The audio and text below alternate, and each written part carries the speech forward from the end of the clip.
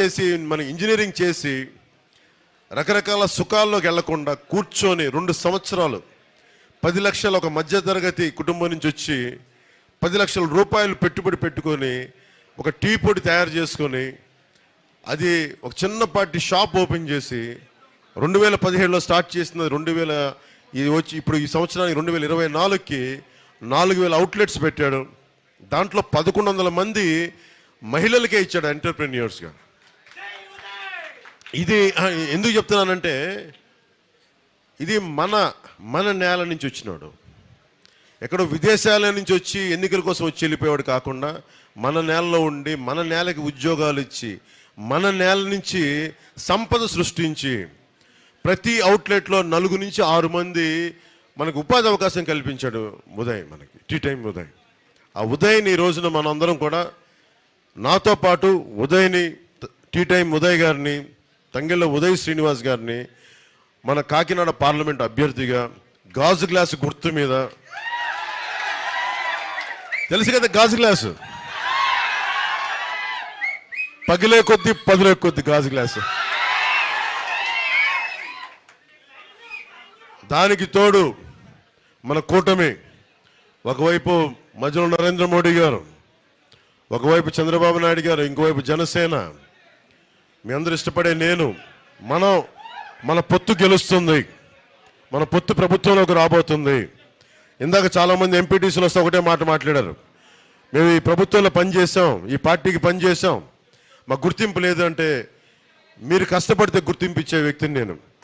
దానికి కారకుడు ఒకటే చూడండి, ఉదయ్కి నేను ఒకటే చెప్పా, 2016లో నా దగ్గరికి వచ్చి నేను పని చేసుకుంటాను, పాపం 2016లో నేను పనిచేస్తాను, వద్దు నువ్వు బాగా చదువుకో, బాగా సంపాదించుకో, నువ్వు ముందు నీ కాళ్ళ మీద నువ్వు నిలబడని చెప్పాను. ఆ రోజున నిలబడిన తర్వాత 19 ఎన్నికలకి తన స్నేహితుల్ని తన కుటుంబ సభ్యులందరినీ కూర్చొని ఓటింగ్ చేయించాడు ఆ రోజున.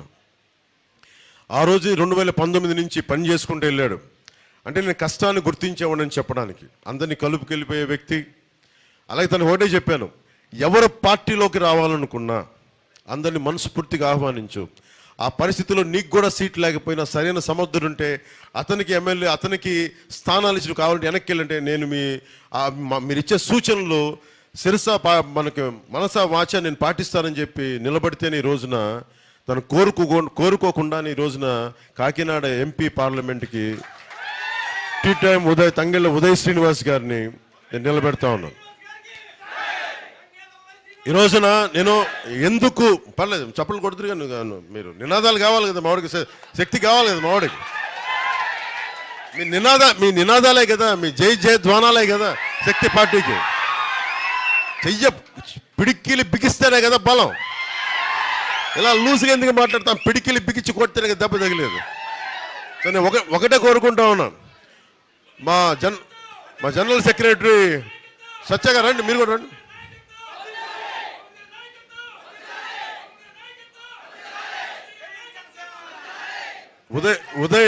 ఉదయ్ ఇంత ద్రోహం చేస్తాడు అనుకోలేదు.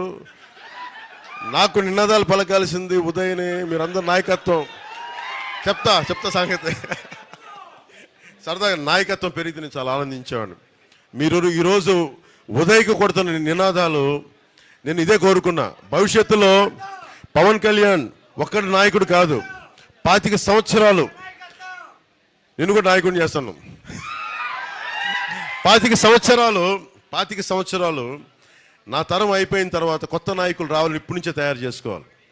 ఒక 25 సంవత్సరాల చెట్టు పంట ఇస్తుంది, అక్కడ ఉన్న కొబ్బరి చెట్టు కొబ్బరి బొండాలు ఇస్తుంటే ఎప్పుడో ఒక 12-15 సంవత్సరాల క్రితం వేస్తే తప్ప ఈరోజు చేతికి పంట రాదు. అలాగే ఈ రోజున నాయకులు నిలబెడితేనే తప్ప రేపు పొద్దున మనకి నిలబడే నాయకులు రారు. అందుకని భవిష్యత్తులో మీ అందరి నుంచి బలమైన నాయకుల్ని వార్డు స్థాయిల్లో, మనకి మున్సిపాలిటీ స్థాయిలో, మండల స్థాయిల్లో, నియోజకవర్గపు స్థాయిలో, రాష్ట్ర స్థాయిల్లో, దేశ స్థాయిలో కూడా జనసేన బలమైన నాయకుల్ని తయారు చేస్తుంది. దానికి నిదర్శనమే ఈ రోజున మన టీ టైం ఉదయ్ శ్రీనివాస్ గారు. అలాగే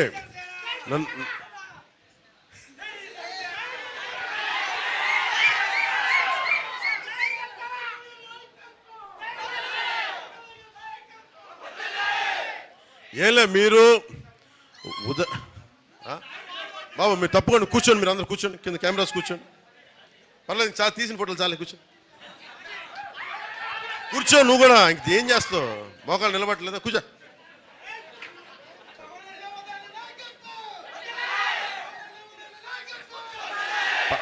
పర్లేదు, ఈరోజు ఉదయ్ కదా, కాదు కష్టపడి, నేను నిజంగా చెప్తున్నా, ఉదయ్కి సంవత్సరం కూడా అవల బాధ్యత అప్పచెప్పి ఇంత బలోపేతం చేశాడు పార్టీని.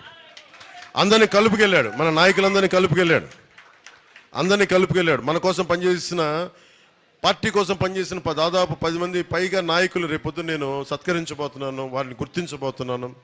వారి సేవల్ని నేను గుర్తించి అందరికీ తెలియజేస్తాను. మన నాయకులందరికీ, మన చల్ల వెంకటలక్ష్మి గారితో సహా ప్రతి ఒక్కరికి నా హృదయపూర్వక ధన్యవాదాలు. నాకేం ఈసారి చిన్న మెజారిటీతో కాదబ్బా, కొంచెం భారీ మెజారిటీతో గెలిపించాను. ఎందుకంటే నేను ఆలోచిస్తే నేను